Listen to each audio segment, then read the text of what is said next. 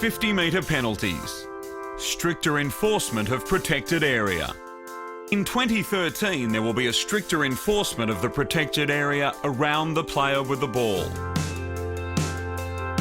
The protected area is a corridor which extends from 5 metres either side of the mark to 5 metres either side of and a 5-metre radius behind the player with the football. There have been 2 modifications made to the protected area for this season. If caught in or leaving the protected area, a player is not permitted to raise his arms, and this will be interpreted as taking up space and creating interference. A player can only enter the protected area when following an opponent and must be within 2 metres of that opponent, amended from 5 metres. This player is not permitted to make any contact to the player with the ball until the umpire calls play on. In this example, Kennedy gets caught in the protected area, but leaves immediately in a passive manner. Garlett, while leaving the protected area, puts his hands in the air and therefore is interfering with play and will be penalised 50 metres. Hayes does not leave the protected area passively, as he has his hands in the air, and will be penalised 50 metres. In this example, Betts follows Young through the protected area within 2 metres in a legal fashion, and will not be penalised 50 metres. The following instances will result in a 50-metre penalty being applied.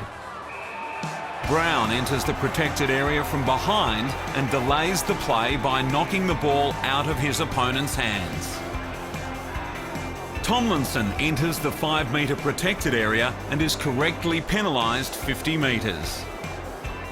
Caddy enters the protected area and he also raises his arm, which is illegal, and is correctly penalised 50 metres. Maxwell doesn't leave the protected area and is penalised 50 metres. It's 50.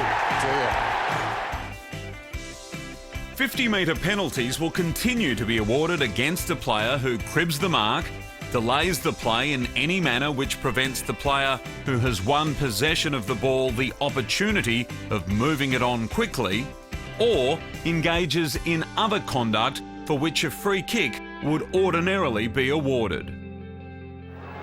It is expected that players will return the ball to their opponent in the same manner they would return it to a teammate. Johnson fails to return the ball immediately to Howe and is correctly penalised. After Petrie completes the mark, Jamieson continues and drops his knees into Petrie and is correctly penalised for delaying the play. And a free kick to Reid, goal off the ball. Burgoyne kicks the ball away after Sydney had been awarded a free kick. A 50-metre penalty should have been paid. Mitchell delays the play by not returning the ball correctly to McVeigh and is correctly penalised 50 metres. It was a great tackle. Is that 50? It is against Mitchell. That's silly. Ferrito delays the play by not returning the ball correctly to his opponent and should have been penalised 50 metres. 50-metre further infringement, greater advantage. In this example, Kerr holds Selwood off the ball, which results in a 50-metre penalty being applied. This is the greatest advantage to the team offended against. Zero tolerance to abuse. The umpires will continue to apply a zero tolerance to abuse or demonstrative behaviour. Players who infringe in this area will be penalised accordingly. Cox behaves in a demonstrative manner towards the umpire and should have been penalised 50 metres.